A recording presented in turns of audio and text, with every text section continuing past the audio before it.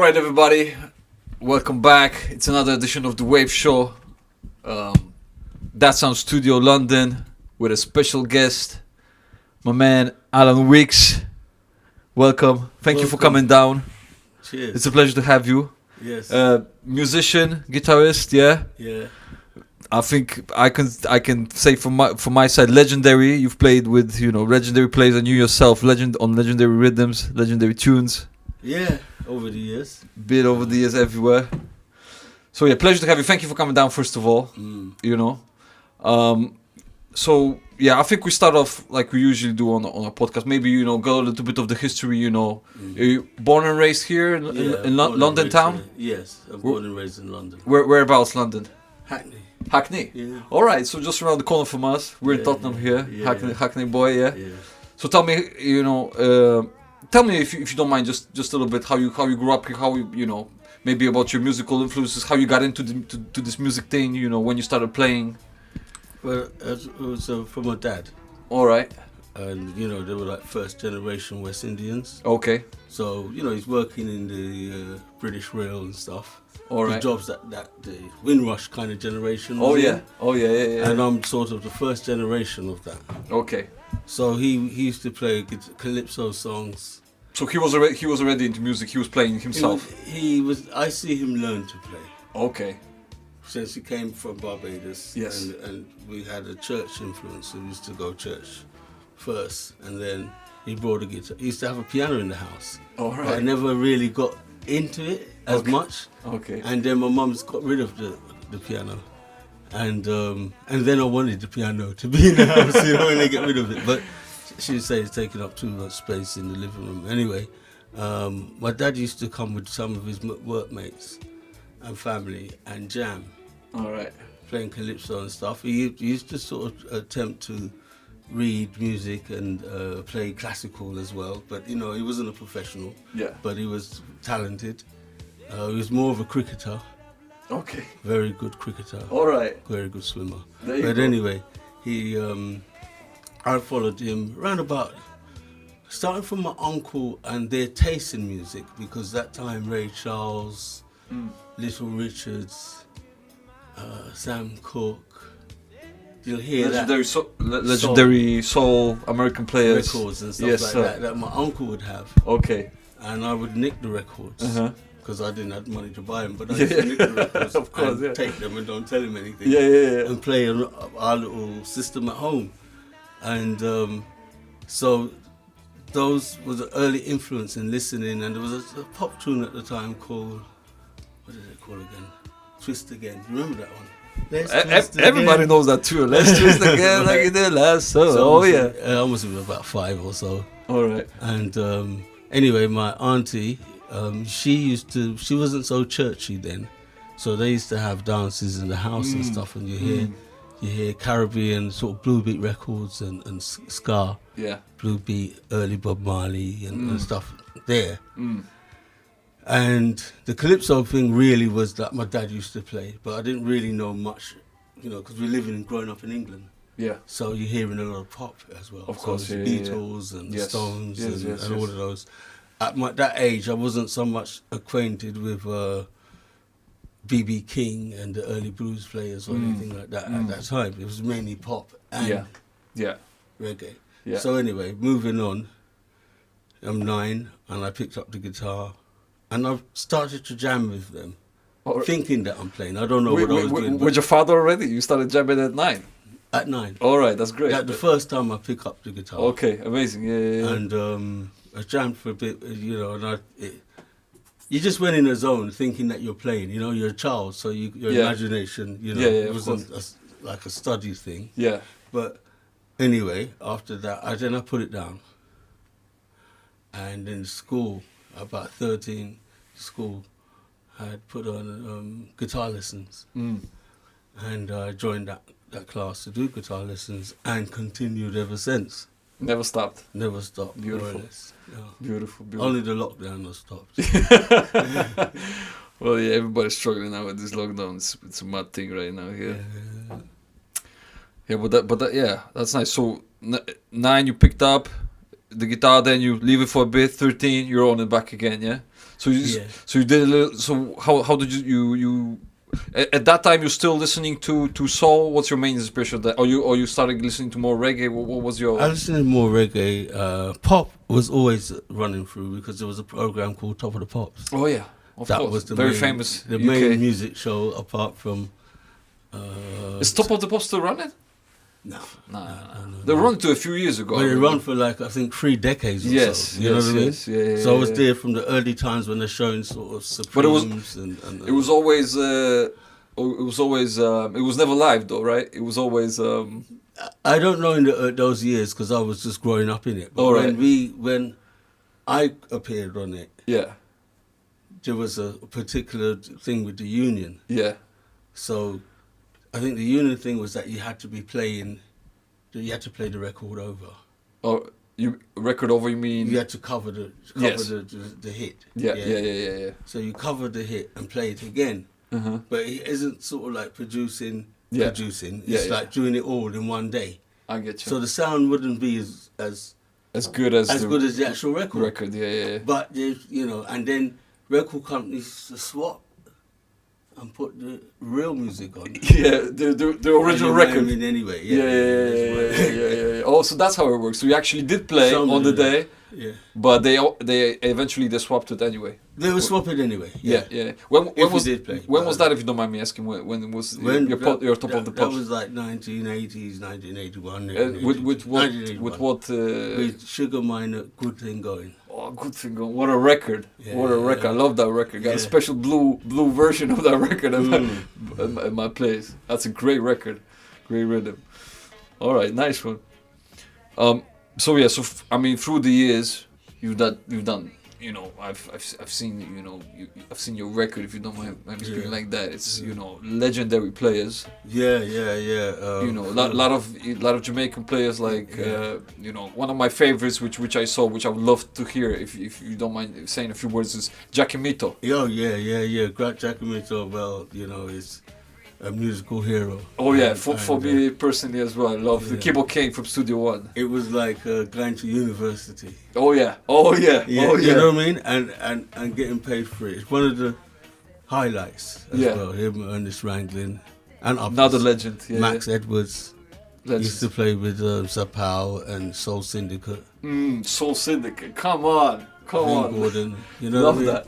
So that was really a period where people would say British reggae, but we was working with Jamaican musicians as well. Yeah, definitely, and English musicians. Yeah, you understand? So it definitely had that Jamaican feel to it. I mean, the records, Jackie Mito's records. I mean, he's proper, I mean, at the time, there was that kind of, you have to go to Jamaica to sound like the original thing, and there's a difference. Yeah. But the root is coming from the same. Yes. It's coming from the same root. But obviously the influence that I'm talking about with Top of the Pops. Yeah. Rolling Stones, Beatles and so forth, T-Rex. That's an English European experience. Yeah. Do you understand? So a person back home in Barbados or whatever, that experience, I'm not saying they wouldn't have heard of it. Yeah. But they wouldn't rate it that high. It wasn't that common. They'd be listening to Calypso and stuff. You know what I mean? Yeah. So so that's the difference. Jamaica and a lot of islands were listening to American music. There was already a crossover. Oh yeah. I mean, some of that early reggae is like Jamaican, basically. They were covering American soul and singing tracks. There's a lot of like Duke Ellington said, jazz started in the Caribbean. And that's coming from one of the greatest composers of our time. Yeah. So anyway, Jackie Mito, Max Edwards. So what was specifically, which was that the Jackie Mito London? What record was that you worked with the? He came over with Sugar Minor. Okay. He was because he was producing as well. Obviously, apart from his own stuff, he was producing for Sugar Minor. Okay. Yeah, and it was a musical director because we had to tour the song Good Thing Going, which was a hit in England at the time. Still a hit. And that's what brought me with the other musicians. So we have Elroy Bailey, who's from Black Slate. He passed away recently. Rest in power. Yeah, man. So he was part of the scene as well, these people. Okay. And I forgot where I was going. I mean, with just about the Giacomito story, what records you were doing him. So he was on the Sugar Minor thing and Good Thing Going. He was basically doing the production there. Yeah, that's how you guys. Well, the hit came up. It was actually recorded in Jamaica. Good Thing Going. Yes. All right. But it was a pop hit on the top of the pops. Yeah. And we represented the Black Roots in England. Okay. Because he's becoming a hit in England. Okay. And he had a Black Roots. Up in Jamaica. In Jamaica. Yeah. So when the hit was coming, he was in England more, and they brought over Jackie Mitto, and that was the band put together for that. Okay. And then an album was made out after that, which is what we played on. But that was the Sugar Minor album. Yeah. Sugar Minor. There's a Good Thing Going. So there's tracks on that. Yeah. Yeah, I think that's the album. Yeah. All right. That's crazy. That's a beautiful tune to this day. You know, to this day, it's a proper tune. Well, before then, in a way, it's I was in a youth band around 14, 15. Yeah. Called the Equators. Okay. And we used to rehearse in the basement, and somehow, anyway, we were in connection with Bunny Lee. So Bunny Lee used to bring acts. He was a producer, but we wasn't doing no recording really then. Okay. We were backing the artists that was coming over from Jamaica. I get you. Right. So whenever Jamaican artists come, they used to call up you guys. Listen, we got a gig coming. I'm filling it in a bit because this is before the Giacomito. Well, that's good. That's good. So maybe let's go even back to those days. So you were playing in this rhythm band, yeah? Equators. The Equators. And we played with Dennis Walks, who had a hit. Okay. I think 1975. All right. Right, called Margaret. All right. And that was the third time for me touring around the country, UK, Birmingham, Leeds, the big cities. The big cities, in UK. So we were backing a lot of these artists, like from Johnny Clark, Iroy, Trinity, Dillinger, Ronnie Davis, I can't even, Tristan Palmer. This is all for me personally. I'm a big reggae and dub fan, so for me this is all legendary names. So to hear this, Barry Brown, Linville Thompson. Whoa, another big one.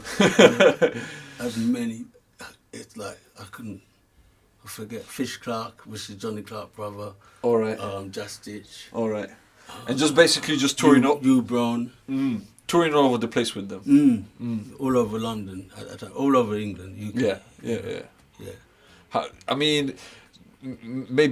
Because I one of my favorites, Lionel Van Thompson. If you want to say a few words, how was it to get down with that crew? To be honest, I was like an outsider. You understand? You're still young at that time, and still. Probably the same age as them. You're still young. Don't get me wrong. Older, I think, But anyway, it was. There was like, if it came up, it was friendly and everything like this. Yeah. But it was more of a gig. It's just like, let's do it. There was gigs. Like, if I was close to the drummer. The drummer got the gig because Max Edge was from Jamaica, right? And the producers in London wanted to get the Jamaican sound. So there was like, the English reggae ain't as good as the Jamaican, and all that type of thing. That was the at so the time. That was a cred. Okay. Yeah. Because now they feel that they can replicate the music in England. So that's where Elroy come in, bass player. Max said he was like a mentor drummer, coming from the Soul Syndicate, telling me stories about George Fullwood and China and stuff like that. Yeah. All right. Touring all over the place. All right. Cool. So basically from, as you said, like 13, 14, you started playing in these rhythm bands, yeah? That's now I'm about 15, 16, 17, them kind of age, 18, 19. Okay, and you're just touring all over the place? Over UK, it was developing scene. It wasn't like we had a big slice of the apple, you know what I mean? But it was in the black communities. Yeah.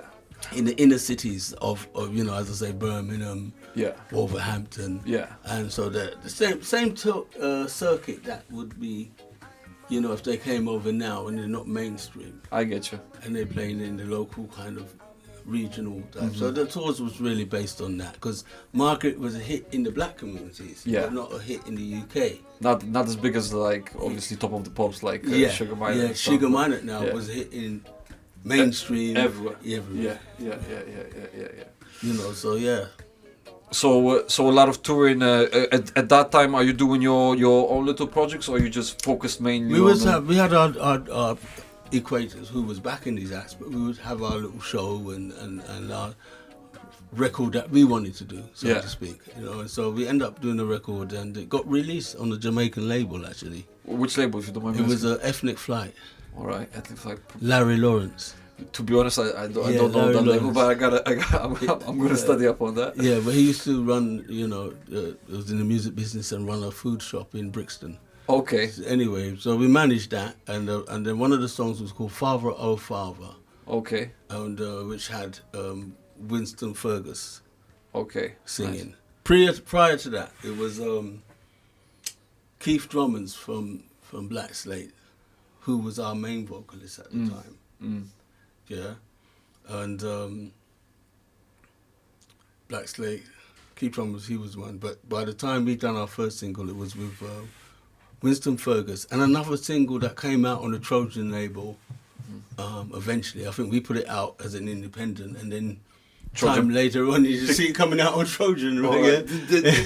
Because I know there was a few dodgy businesses going on. I know especially one of the legendary scientists had a few dealings with Greensleeves and so on, stealing records and so on. It wasn't that kind of thing that they didn't even come to you and you see, our records on Trojan now. Well, I think as teenagers coming, at that time, going back into the mid-70s. Yeah.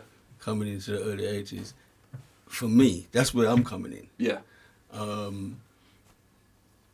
We had to learn as we go along. Yeah. Basically, I wasn't coming from business school or any of that. And let's be honest, probably, still this day, the music business ain't that nice for everybody. You have to know the ins and outs because... Yeah, I think like these days, the background of, say, the second generation and stuff, they would probably go to college. And yeah. Learn about this in school or all whatever. that side of it and get, studio training and stuff like this. Yeah. But we had to learn as we go along, Of course, so it was partly... Yes, people rip you off, but also your ignorance as well. Exactly. No, I get that. I get that. Yeah. So that came out on Trojan, yeah. So that track came out on Trojan. The one that came out on Trojan was it's entitled I think Elizabeth Archer. All right. And it was like a version of Feel Like Making Love. I think it was, who sang that one? Feel like making love to that one. Yeah. That's the time. Yeah. So we had a version of that. All right. Which came out on the Trojan label. All right. Still under the Equators, yeah? Yeah, that was the Equators. Okay. But featuring. So how old are you around that time?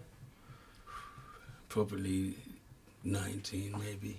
All right. Maybe. Records coming out. So 20. No, these was just as early recordings for me. Yeah. There was a studio with Eddie Grant had a studio in Stamford Hill. Okay. And that was the first time, one of the first time we went into the studio, and when we saw the desk like you see there, it looked like an airplane. Yeah.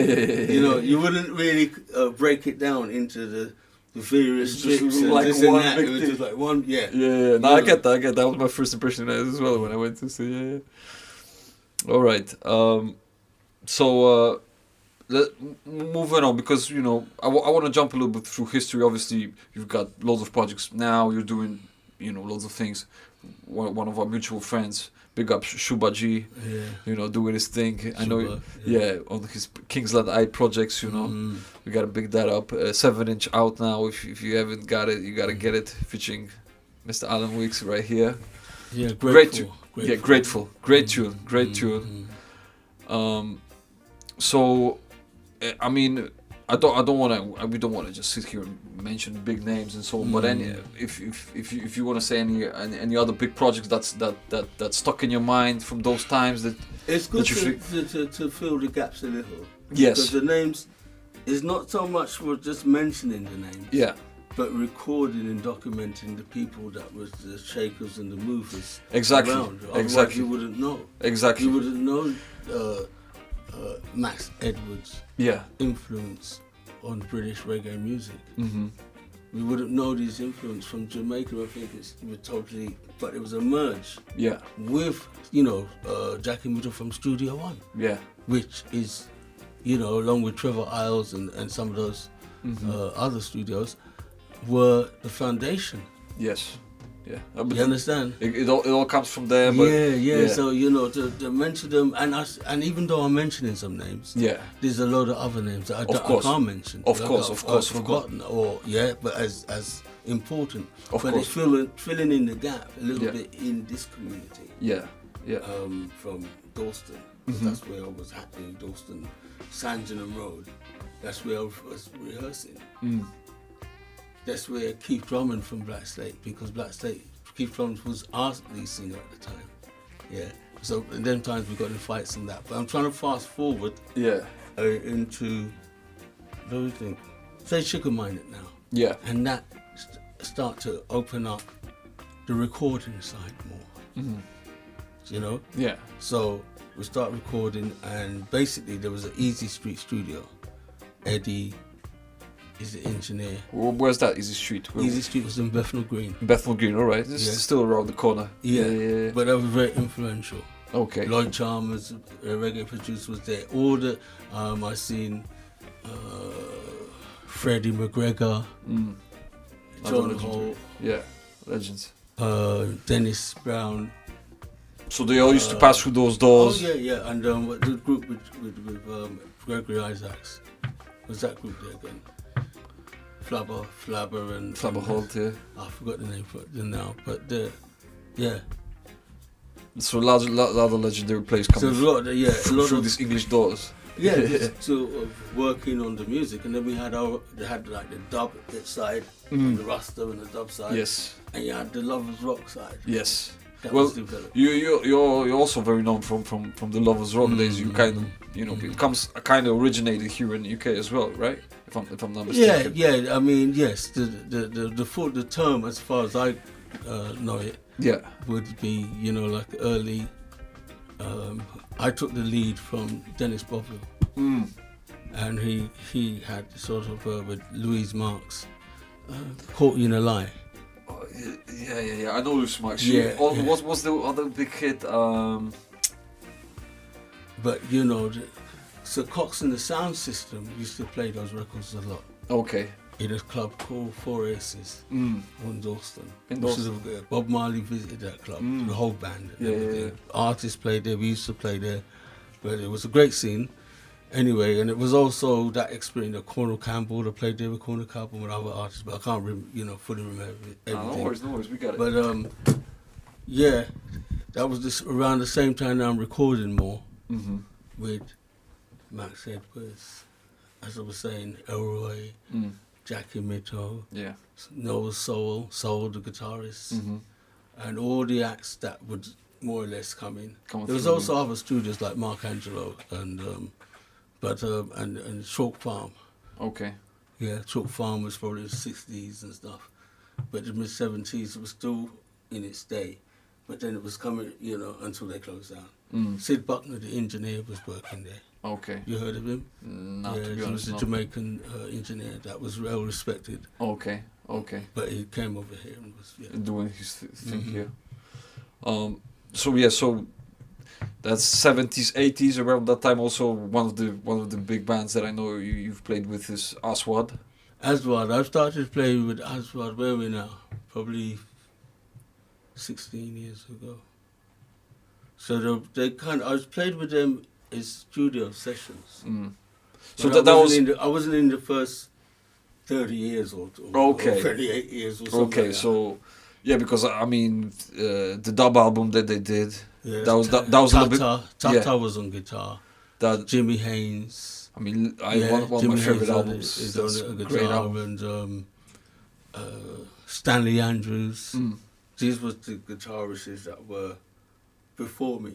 Yeah, at that time, yeah. And they did the bulk of the recordings. And stuff. Yeah, because then Ashford had also, you know, big. They had a few big hits. Like I mean, I don't know if they played on top of the pops, but it was definitely big. I mean, yeah, they were pretty.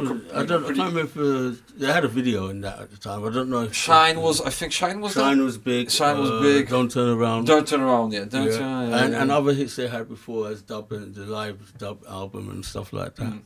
No, the dub album was. But I joined them in the last 16 years. Okay. I did mainly live. Okay. With them. So you did basically a lot of live shows with them and so on. All right. All right, because we were doing a lot of jumping here in time and space. So 80s. What about the 80s? The 80s, as I said, the lovers rock scene was developing. You had artists like I didn't play on Janet Kay's original, which was done with Dennis Boville, which was the first, I think, number 2 or number 1 in England from a UK Jamaican artist. So it was Janet Kay, Silly Games. So around, so she had Silly Games. Then you had Carol Thompson, and I was a participant in writing, playing, and co-composing and arranging with her and Bertie Grant. Hopelessly in Love album, which is the UK album that sold 1 million plus. Oh, there you go. big As a thing. reggae, you know, the biggest selling of his rock album. Yeah. And Janet Kay had the biggest selling reggae single. I didn't play on that, as well as some other guys. Yeah. But Hopelessly in Love was the album that I worked. But that was a big lovers rock thing, especially at that time. Yeah. All right. So 80s, you know, still doing sessions, playing a lot of live gigs. 90s come. Well, in the mid 80s as well, I was doing jazz. Okay. You know. Yeah, because you obviously, I mean, I know, but for audiences, you apart from reggae, you do blues, jazz. You know, very you know, broad. You know, you play. You can play whatever you want, obviously. So I was doing jazz around that. I was doing jazz. I got an interest in jazz around 83, and about 85 I was involved with that. And out of that, in a sense, with Jazz Warriors, out of that came Jazz Jamaica. So that was the kind of 90s, out of the 80s into the 90s, which was Jazz Jamaica now, which I was there for, I don't know, 12 years maybe. Yeah. And your big records come out from that, or yeah, big, we did about 5 albums for the Japanese company. All right, which label? Do you remember? Oh, I can't even remember the label. You know, Japan, and they always have a big scene. Like in every genre, they did their little thing. You know.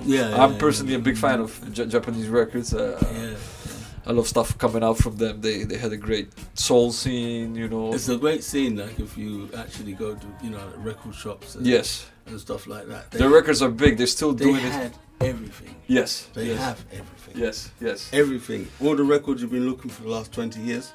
They have it. They've been stockpiling it. They did their own releases. I'm still one of my favorite artists right now. Big up Lord Echo.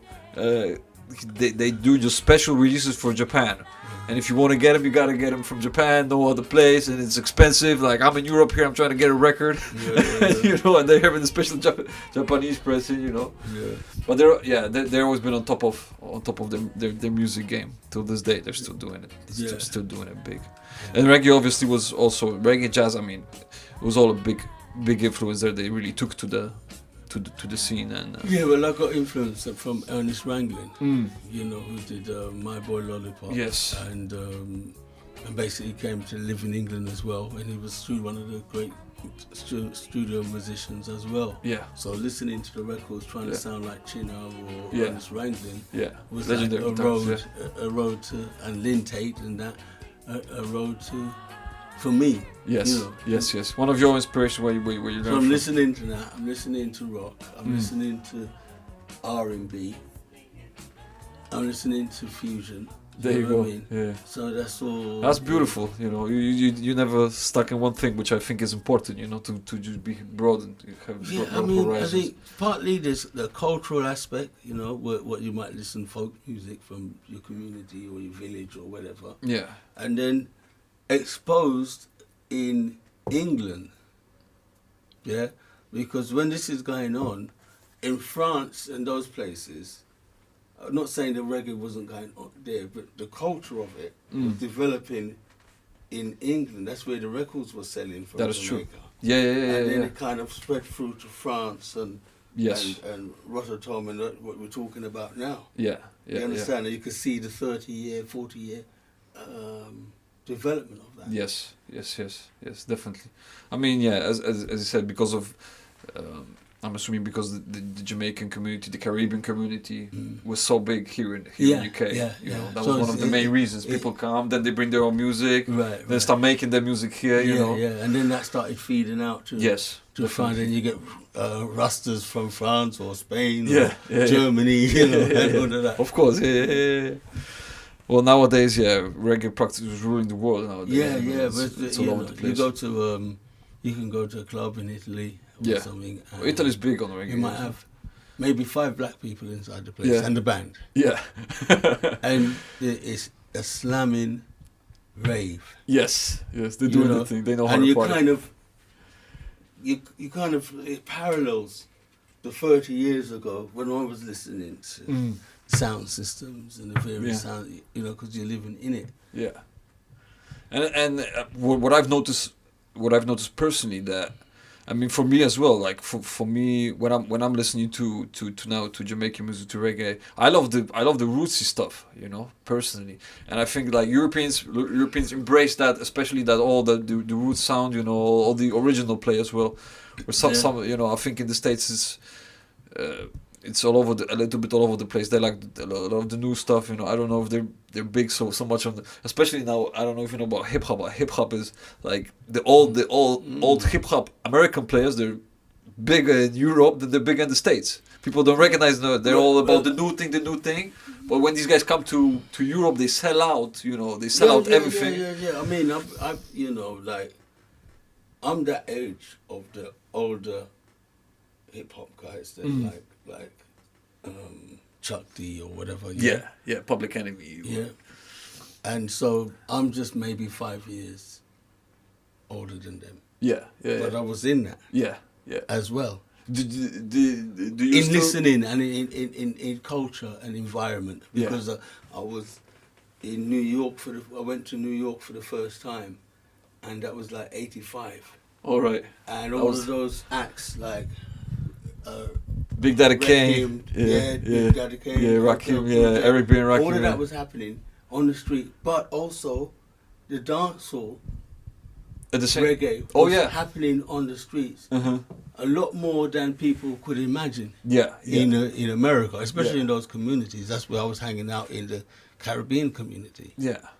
Well, I mean, that was the kind of that influences the hip hop and stuff. I would personally say, I don't know if everybody would agree with me, but a lot of especially in hip hop, that comes a lot of from Jamaica and it's come out from the dub and stuff. Exactly, because the first toasters, that's the first MCs coming from Jamaica. They basically, they did their own thing, only in a different style, but that's originally where it comes from. The DJ and the MC. In terms of recording, and I mean, you might have obviously there's part history. Like the Persuaders and them, but they did all vocal or various type of groups that might did a kind of poetry thing in America at the same time. But yes, the terms of breaking down the drum and bass and the echoes and the delays and how that became a very big influence, I think, on a lot of music. I think so. The most definitely, especially here in UK. I mean, it's, we have worldwide. Worldwide.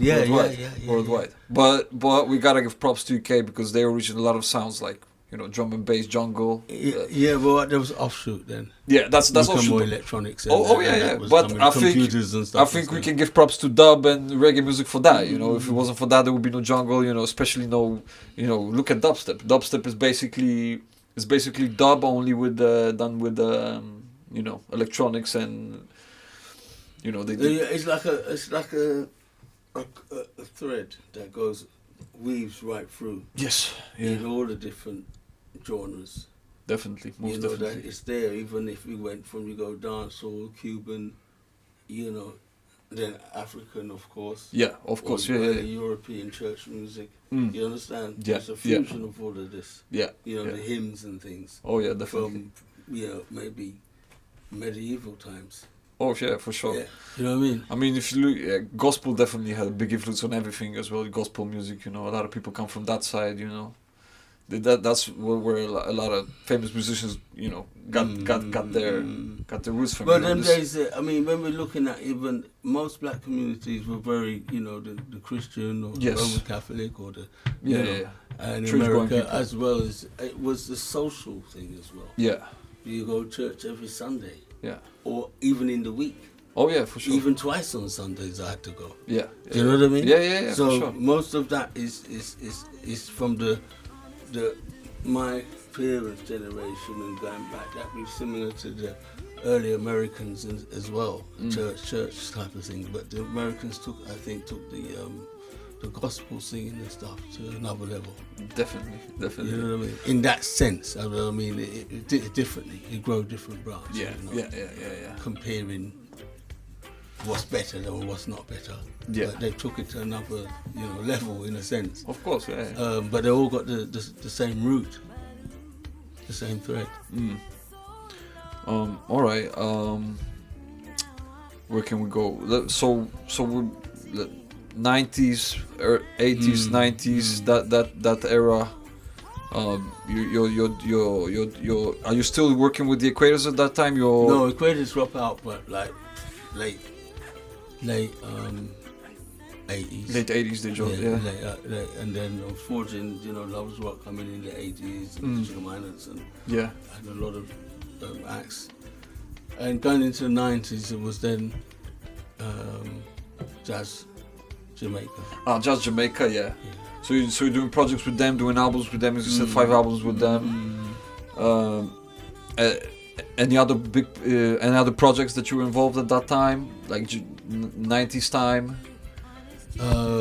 That's the main. Always recording and stuff like that. But always recording. You're always also touring as well. You're doing gigs I was also involved in the jazz thing as well. Okay. You know what I mean? We're doing workshops as well. All right. That was the main interest in that time. That was going on between the 80s and the 90s. I did a lot of teaching.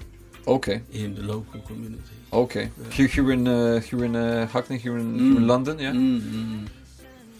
And outside as well later on. Like France, Japan, Africa, Senegal. To be precise. All right, nice. Senegal and Nigeria. Okay, that's great. How's the scene over there? At the time, obviously there's enough. When I was in Nigeria. We were invited to Fela Kuti, the shrine. I didn't go. Oh my God. I didn't go. I went to this other place where they had some live music as well. Yeah. But I wanted to check the shrine. I don't know how I missed it, but I did. All right. And where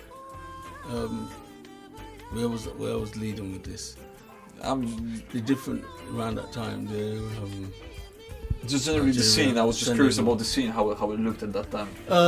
Well, really, it was Baba Mal was the professional scene. Okay. And we met him in Senegal, and we did a show together. But a lot of times it was like workshops with youth musicians, and we were the seasoned pros or the elder musicians. So we were sort of kind of like a college type of thing. Just teaching, like spreading the knowledge. And you mentioned also Japan, so you're doing the same thing in Japan as well? I did it in Japan, workshops in Japan. Are these like long-term things, or are you just going there for like a few weeks? Or it was a project. would say long term. It was different projects that happened along the way. All right. You know, like the act would do the gig, say Jazz Jamaica would do the show, but then have a workshops as well. Okay, so you go do a gig, do a workshop. Yeah, it was kind of combined with the type of tour that it was. Okay. It's an exchange. Okay. You understand? So, you know, there was a cultural exchange and everything. So that was happening too, among other things. I mean, as I said, I was still on the local scene playing jazz. Yeah. And when I worked with any of the reggae acts or stuff like that, it might have slowed down for me with the reggae acts, other than the acts that I was with, like Janet Kay. I was touring Japan a lot with Janet Kay. Okay. Carol Thompson. Yeah. And that scene was still vibrant. And so basically, like, others, really. at that time, you basically got into the jazz scene more. Yeah, it was developing around the same time. Okay. You know? Yeah. Just like the teaching, the jazz. I was just interested in jazz from the Equators. But I went into it from like 1980 or so. I went for jazz guitar lessons. I heard George Benson, and I was like, I want to do that. You know what I mean? And took lessons there, you know, to further that. But it was always growing with it. I was using the musical knowledge for you know, music, crafting the music. Yeah. Well, arrangement, definitely composing. You can hear the inspiration in the tunes. I mean, you can feel the different vibes. You know, the jazzy vibe, the reggae vibe. That's beautiful. That's great. All right. 90s, 2000s. 2000. Ooh, I done a couple albums with a solo with because I know you've got your own projects. Sandra Cross. Okay. Sandra Cross meets Alan Weekes. Okay. And we did a couple of albums for a Japanese company. All right. That was one of the projects. Meanwhile, I was still doing some records with Jazz Jamaica before I left around 2005. Okay. I did a tour of Ghana with the Mighty Diamonds, 2005. You went on tour with to Ghana, you said? Yeah. All right, nice. But Mighty Diamonds is not a big reggae band then. There's a tune I played on that he just released, Tabby. It's called... What's it called? The world. This world is falling or something. Some kind of. You right. Look out for it. All right, look out for it. Yeah. So it's coming out now, or? It's out now. All right, it's out now. It just come out probably this year or something. Okay, okay, great. All right. Well, if I'll try to put the links, you know, obviously, the video description will do all the links. Try to promote as much as we can.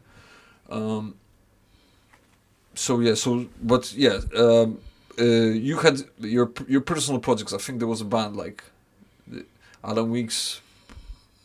Under your name. I've done sort of jazz groups under my name. Okay. Yeah, jazz groups, and I've done some local gigs as tribute to Ernest and Ernest Ranglin. Yeah. Okay. And Monty and Jackie Mito. Okay. Yeah. Basically doing your versions of some versions of the tracks. of their which was, you know, because they refused the kind of coming from Studio One, Jackie Mito and stuff, and it lent itself to develop on the format of Ernest and Monty. If you don't mind me asking, what's your favorite tracks to do your own versions of Jackie Mito? Was it? Bum, dum, boom. Ba, da, da. No worries. But then I bet it's gone out my head totally. Okay, I can hear the melody. Of course, you got the melody. You don't need to know all the names of the track. Come on, there's so many of them. I mean, you know, basically anything from Studio One. Yeah. You know, all the Studio One stuff. Yeah. I love Treasure Isles, early Lee Perry. You know, you listen to everything. Of course, you know, you got it. Yeah. I mean, all these are pioneers basically for the reggae scene. And all right, so because obviously, you know, you're doing a lot of projects now. I know that you're involved with a mutual friend Shuba with Kingsland Nights, doing you know, these things there. Single Grateful once again. Yeah, big up that. Any other projects you want to mention that you're doing at the moment, or right now? Tune we've done a cover of a song called Sweet Feelings, and it's a cover of Blackstone's vocal group from Jamaica, UK. Over the years, they've done Studio One stuff in that. So we've done a cover of that. That's coming out for what it's going to be coming out. I've got a copy on it called that I can give you with the press. Okay. With a press release or whatever. Nice one. I can take your email. Yeah. So it's going to be. We're going to do a video soon with it. But, okay. So soon. We'll definitely put all the links, whatever. Yeah. With George Kelly, featuring vocalist is George Kelly. So me and Patrick. Okay. Patrick Abba original. Yeah, Patrick. So we're working together as a production team. All right, great. And getting some songs and stuff coming out, and that's one of the first ones between us, apart from the Super one. That's off the press. Nice one. Yeah. Nice one. Well, once we're on the subject, big up Abba Original for helping this set this up. Yeah, for real. Yeah. Anything else you want to mention? Any big ups you want to do? Well, all the greats and all the contributors to music and art in general who are not with us. There's many of us that that we stand on. We stand on their shoulders, and so that build the scene that we're not even mentioning. In honor of that and the creator, basically. So give thanks. Going back to Bob Marley, going to Big U, to Louis Armstrong, to Beethoven, so it's all the Bach, you know what I mean? All the contributors yes, sir. to culture that we have today. All right, it was a pleasure having you here. Big thanks for coming down. Looking forward to hearing your new projects. All the links are going to be down in the description of the video. Yeah. Pleasure once again. Big thanks for coming down. Yeah. Thank you for having me. Main guest, Alan Weekes. Thank you guys for tuning in. Big up That Sound Studio, the Movement TV, Wanja Light. We out of here. Big thanks. Tune in for the next one, yeah? Bless up.